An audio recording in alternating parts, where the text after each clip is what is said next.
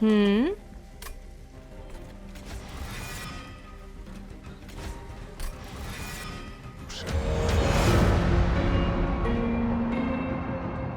back to another Did You Know video. I'm Bob, aka Nightingale, and let's talk about mutators today.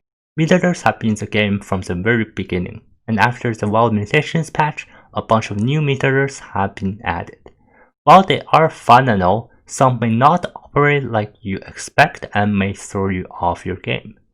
So let's dive into 5 of them today. If you want to see more videos like this, consider subscribing to the channel, as I will have more videos coming out in the future. Number 1. Musical chairs can put your units at different positions if you restart a fight. The musical chairs mutator causes your units to switch positions every turn, meaning they must move after the turn. Even though this can be countered if you only have one unit on the floor, if you have a lot of units on the floor though, the mechanics of this mutator would make you win or lose depending on the outcome. Let's take a look at my round and round challenge attempt here. This was my first attempt, which put my Shadow Eater in the back. However, he's a tank, so he should be in the front protecting my rail drivers. As a result, I'm close, but it would have ended in a loss. So I restarted the fight. This was my second attempt.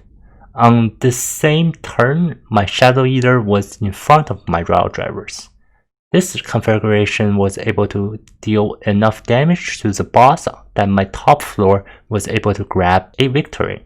So instead of giving up if you are trying to tackle the round and round expert challenge or a daily challenge with this mutator, maybe restart the fight and the results may be vastly different. I know there's this whole fuss about restarting the fight and if it's cheating or not, but my stance is, if everyone is walking through the grass for a shortcut, do you really take the long way and walk on the sidewalk instead? Number 2. The one-track mine mutator always gives you each type of merchant at least once. From the pure chance expert challenge and all of the daily challenges with this mutator in play, I have never been unable to upgrade either the units or the spells.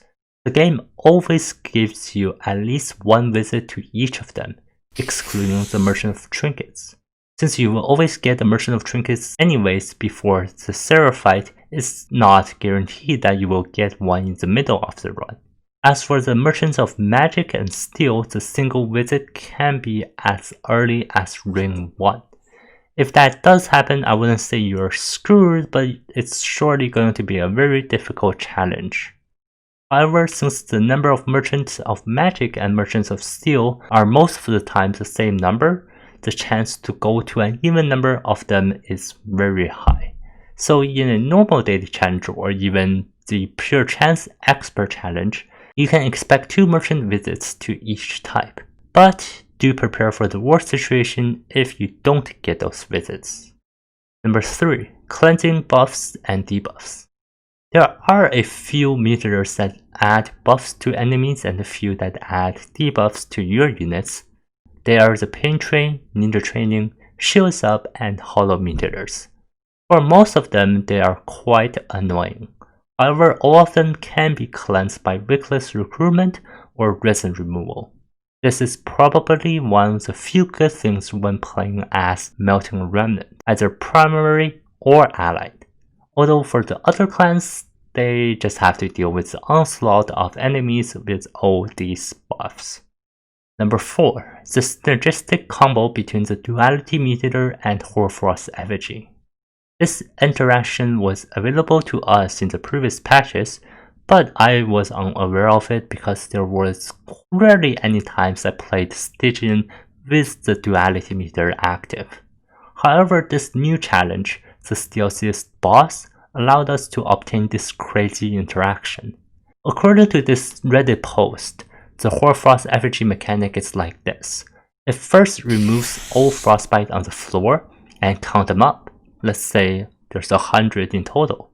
Then it adds the number to the target and doubles that, which is now at 200. So then the duality meter kicks in and add another 100 to 200, which is now at 300. This duality mutator stores the value of the original, which is at 100. So now the frostbite is at 300. You doubled 300, making it to 600. That's how the 6 times comes in. It is quite a confusing concept, and I don't really know how to explain it really clearly because I feel like the coding of this card is quite different, and since you add the duality meter to it, it becomes even more confusing. So instead of remembering how it actually works, just remember to take the hoarfrost effigy when it ever comes up if you have the duality meter active. Because even if you have just a little bit of frostbite, simply 6 times of that is still really good.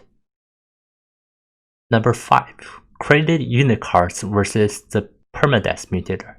We all know that the permadeath mutator purges all non-champion units if they die, so that would mean that reform cards in the Melting Remnant are useless.